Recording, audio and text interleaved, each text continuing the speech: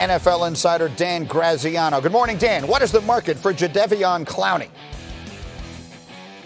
Well, it's not as expensive a market as he hoped it would be, Greeny. There are teams interested in Jadeveon Clowney, but he went into this process looking for high-end pass rusher money, meaning $20 million or more per year. He hasn't found it. We've heard the Jets connected as a possible landing spot. We know Seattle is still interested, but his price has to come down before anybody makes a move, and so far it hasn't. I got another quarterback to ask you about. Is Jacoby Brissett going to get traded?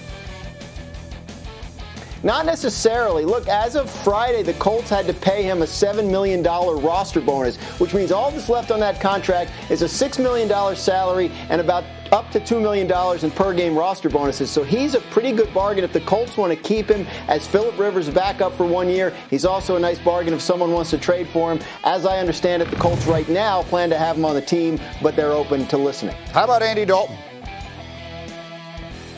Andy Dalton, I don't think, gets traded because of that $17.5 million salary. It's not guaranteed, so the Bengals could cut him and not have to pay him anything. I think he ends up getting released. There are teams that would take a shot on him. Jay Gruden, his former coach, the offensive coordinator in Jacksonville, certainly some place you could look to put Andy Dalton, but I don't think any team's going to give up picks and take on $17.5 million. I think eventually he gets cut. And that brings us to another quarterback, and that is Jameis Winston. After a wild first week of free agency, Winston is now the top remaining quarterback on the free agent market, with Tom Brady having signed with Tampa, which now clearly becomes Jameis's former team. In fact, Winston said goodbye to Tampa in a tweet over the weekend. It's been a great 5 seasons as a Buccaneer. He tweeted, "All love and respect. I love Tampa. Look forward to seeing you all again in February." Remember, the Super Bowl will be played there in Tampa this coming year. And so, Graziano, I will come to you here. What are we expecting here to happen with Jameis Winston? I think Jameis Winston, Greeny, is in a point where he's got to reset expectations. You go back a couple of months, he was probably thinking about either getting franchised by the Buccaneers or getting a starting quarterback contract somewhere else. He knows he's not going to get that.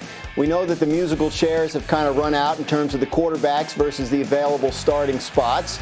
And at this point, the most likely scenario for Jameis Winston is he goes somewhere to either compete for a starting job or serve as the backup to a veteran who might be toward the end of his career. A lot of people keep saying Pittsburgh. It makes a lot of sense to a lot of people around there, but there are other situations where Jameis Winston could go build his career back up in a backup or reserve role and be ready to go when the starter gets hurt or when the starter decides to move on somewhere else. What do we know relative to his mindset as far as that's concerned?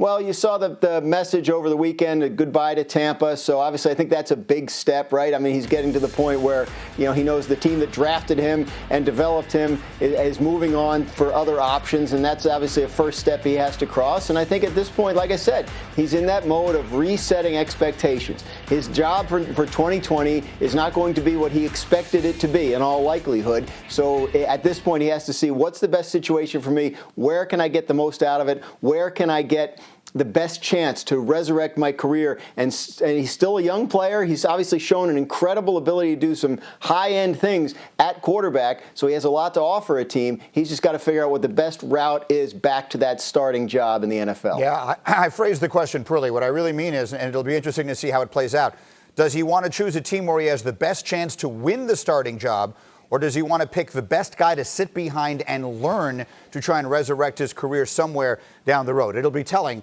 what he winds up deciding to do. And Dan, of course, he'll be all over that for us as we continue. Thank you there. Meanwhile, let's get to another quarterback situation, and that is Ben Roethlisberger, who we know got hurt week 2 last year.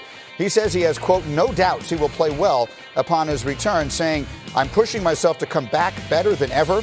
I have complete confidence in that. I'm throwing without pain for the first time in years." He also posted this message on social media yesterday, which was a good message about asking fans to stay indoors, and all anyone noticed was how incredibly long and full his beard is now. But his team is an interesting one to watch. Vegas is not buying it. Caesars has Baltimore an odds-on favorite to win that division, and Pittsburgh just slightly ahead of Cleveland.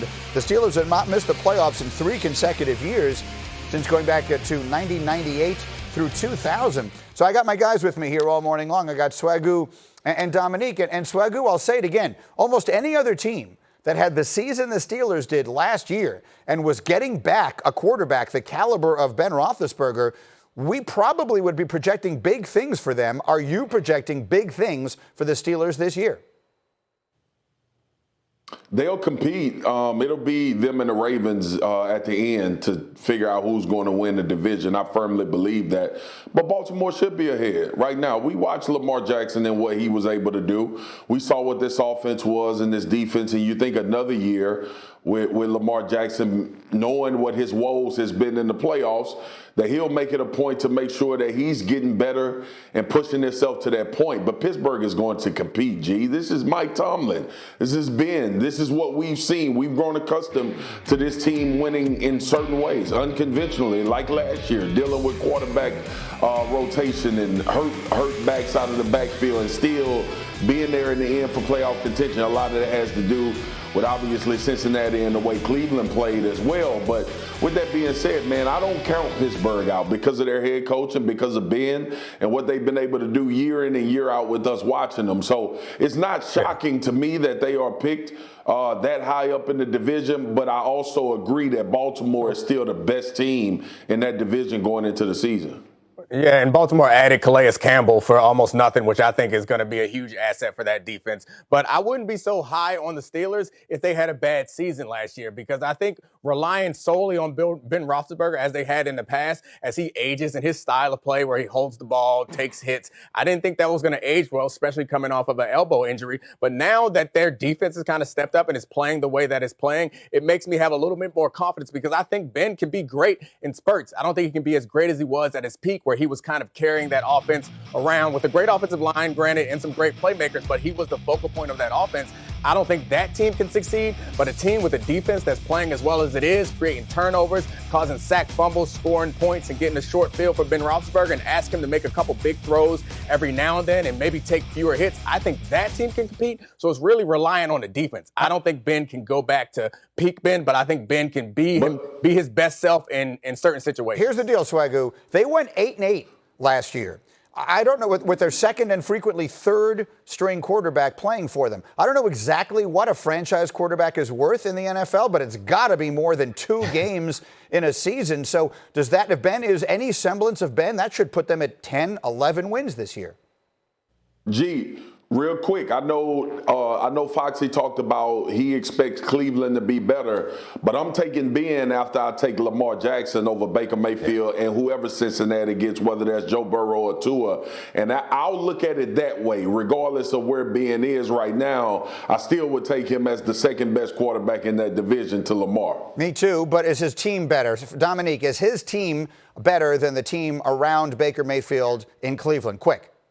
No, but he's a better coach, so I think that matters. Okay, there you have it. And that was quick. Well done. All right, we have much more to do as we continue on Get Up this morning, much more football, and then we'll turn our attention to other things as well, because when sports return, we can expect leagues to be very careful. How will the NBA look different when and if it plays again this year? Jalen jumps in on that next. Get Up on ESPN.